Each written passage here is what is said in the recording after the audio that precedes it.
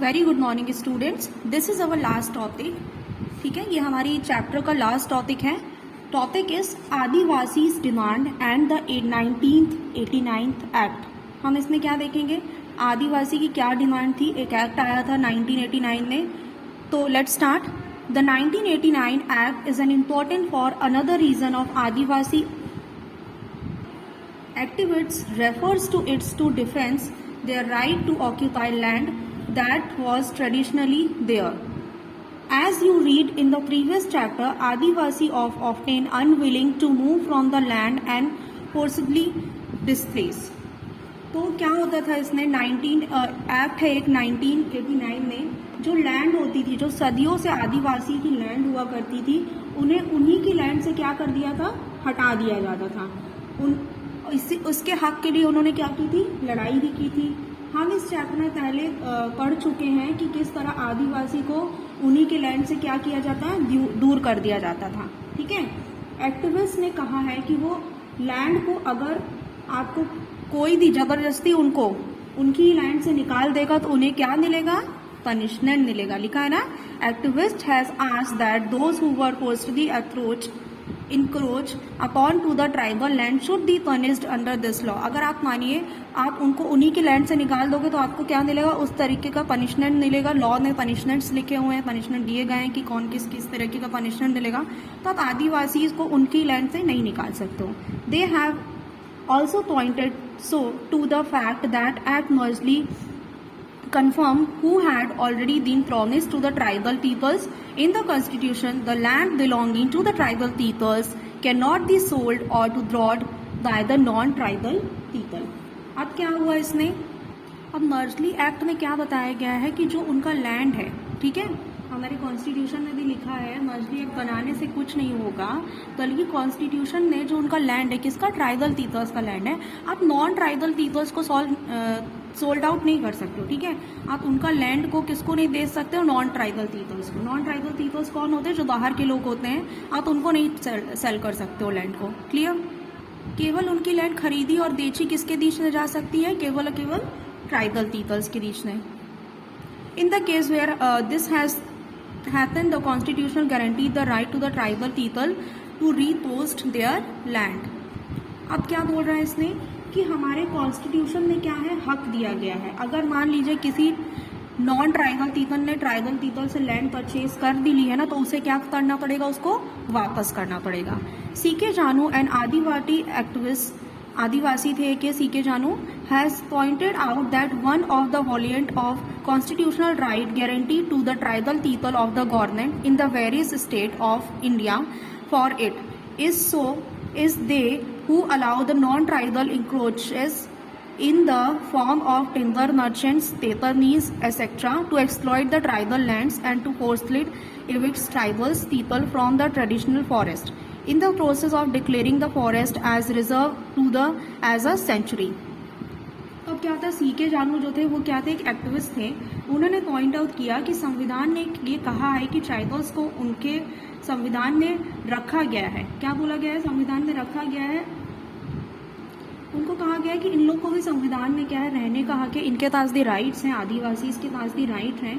अब इनकी बेसिकली जो इनकी लैंड वगैरह है वो कौन परचेज कर लेता था, ठीक है, कभी कभी नॉन ट्राइबल पीपल्स कर लेते थे, और कभी कभी गवर्नमेंट भी क्या करती थी, उस लैंड को क्या कर लेती थी, परचेज कर देती थी। और किसको सेल कर देती थी, नॉन ट्राइबल्स लोगों को बेच देती थी वो लैंड को। फिर नॉन ट्राइबल लोग जो होते हैं, जैसे टिम्बर हो गए, मर्चेंट हो गए, ये सब क्या है, नॉन ट्राइबल पीपल है, पेपर मिल्स हो गए, ये उनकी लैंड को क्या करते थे, एक्सप्लॉइट करते थे।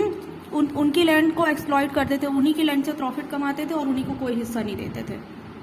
उन्हीं की लैंड ले लेते थे और उन्हीं को क्या कर देते थे, बाहर कर देते थे। ठीक है, निकाल बाहर कर देते थे। रिजर्व फॉरेस्ट सेंचुरीज बना दी जाती थी सरकार के द्वारा।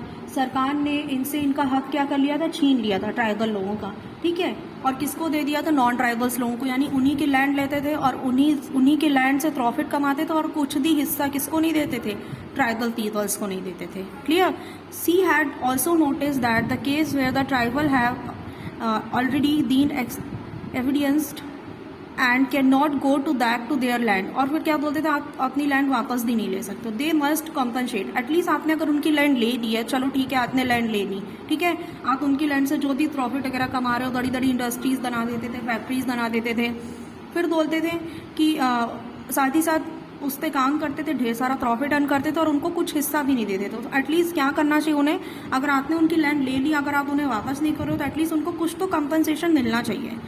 That is the government must drawn up the plan and policies for them to live and work everywhere. After all the government spend the large sum of money on the building industries other project on the land takes from the tribal. ठीक है, अभी मैंने बताया क्या करते थे, land ले लेते थे उनसे, ढेर सारा पैसा स्पेंड करते थे, खर्च करते थे। किस पे खर्च करते थे, बड़ी बड़ी फैक्ट्रीज को बनाने में, है ना, उस पर जो भी काम होता था उस पर मनी खर्च करते थे, इंडस्ट्रीज पे खर्च करते थे। लेकिन लैंड किसकी थी, ट्राइबल पीपल्स की थी। लेकिन वो क्या करते थे, उन्हीं से लेकर पैसे खर्च करते थे अपने काम के लिए और उनको उनका कुछ भी हिस्सा नहीं देते थे। अगर फॉर एग्जाम्पल आप उनकी लैंड से कुछ थोड़ा बहुत पैसा अर्न कर रहे हो तो उनसे उनको थोड़ा बहुत कंपनसेशन देना पड़ेगा, ये उनका हक है। क्लियर स्टूडेंट्स, अब हम इसका कंक्लूजन पढ़ेंगे कि चैप्टर का कंक्लूजन क्या है। As we can see the existence of the right of law और even a policy on the paper does not means that it exist in a reality. अपने कॉन्स्टिट्यूशन में लॉ तो बना दिए जाते हैं, लेकिन कॉन्स्टिट्यूशन में ये तो नहीं है ना, ये तो ज़रूरी नहीं कि वही सेम चीज़ जैसे लॉज बने वो रियलिटी में फॉलो हो, कभी कभी नहीं होते हैं। People have had to constant work on और मेक एफर्ट्स टू ट्रांसलेट। अब पीपल को अगर चाहते हो कि हाँ सब चीज़ें अच्छी रहे तो उनको क्या करना पड़ेगा, कॉन्स्टेंटली काम करना पड़ेगा, अपने एफर्ट्स लगाने पड़ेंगे, ठीक है, फॉलो अपने एफर्ट्स लगाने पड़ेंगे उनको into the principal that guide the action of their followers, citizens और इवन देयर लीडर्स। जितने भी उनके फॉलो सिटीजन्स हैं, है ना, उनको ध्यान रखना होगा कि सबको क्या मिले, बराबर का हक मिले। आफ्टर ऑल हम इस चैप्टर में क्या पढ़ते आ रहे हैं, जब से यही देख रहे हैं, सबको इक्वालिटी होना चाहिए, ट्राइबल्स पीपल को इक्वालिटी हो, आदिवासीज को उनका हक मिले, ठीक है। The desire for the equality, dignity and the respect is not new, है ना, आप हम सबको पता है कि ये सबको इक्वालिटी होना चाहिए, सबकी डिग्निटी को किसी को ह्यूमिलेट नहीं करना चाहिए, है ना, किसी को ज़बरदस्ती आप ह्यूमिलेट नहीं कर सकते हो। तो हम सबको पता है ये सारी चीज़ें क्या है, नई नहीं है, ये सदियों से चली आ रही हैं। अब कुछ लोग फॉलो करते हैं, कुछ लोग नहीं करते हैं। It has existed in a different form through our histories, you have seen in chapter. हम इस चीज़ के बारे में, इक्वालिटी, डिग्निटी, रिस्पेक्ट के बारे में किसी न किसी फॉर्म में हिस्ट्री के चैप्टर में आपने पढ़ा होगा, ये बहुत सारे चैप्टर्स होते हैं जिसने आपने पढ़ा ही होगा कि ये हम देखते हुए आ रहे हैं कि ये सब क्या है, कोई न्यू चीज़ नहीं है कि लोगों को इक्वालिटी या इक्वल तरीके से ट्रीट करना है, ठीक है, ये सदियों से चला आ रहा है। Similarly even in the democratic society similar progress of strength, written, negotiation and organisation need to the continue. Similarly हमारी जो डेमोक्रेटिक सोसाइटी है, यानी हमको कैसे रहना चाहिए, राइट टू इक्वालिटी, हमारे पास कॉन्स्टिट्यूशन में ढेर सारे एक्ट्स बनाए गए हैं, तो हमको क्या है, वो सारे एक्ट्स को फॉलो करना है। अगर कोई एक्ट उनको ब्रेक डाउन कोई करता है एक्ट्स को तो क्या होता है, सजा मिलती है, पनिशमेंट मिलती है। आप देखिए एक पिक्चर दिया गया है आपका, है ना, ये क्या है, the central government pass the scheduled rights. Central government ने क्या पास किया, शेड्यूल्ड राइट्स के लिए और अदर ट्रेडिशनल फॉरेस्ट ड्यूरी के लिए एक्ट बनाया था, जो कि कब था, 2006 में बनाया।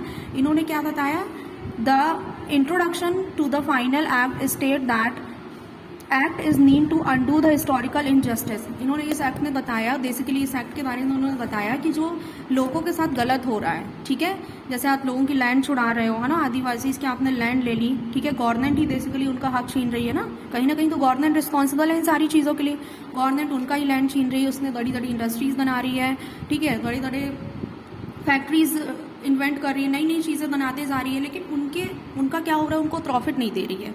तो ये बेसिकली गलत है ना। आप किसी के साथ ऐसा मत करिए, ये हमें किसी के साथ इनजस्टिस नहीं होना। अगर कॉन्स्टिट्यूशन में लिखा हुआ है ना इनजस्टिस नहीं होना है तो नहीं होना है, ठीक है। तो आप सभी को इक्वालिटी है ना, हम सभी को पता है कि राइट टू इक्वालिटी है, राइट टू फ्रीडम है, ठीक है, फ्रीडम ऑफ स्पीच है। तो थैंक यू स्टूडेंट, होप आप सभी को चैप्टर समझ आ गया होगा। Thank you all.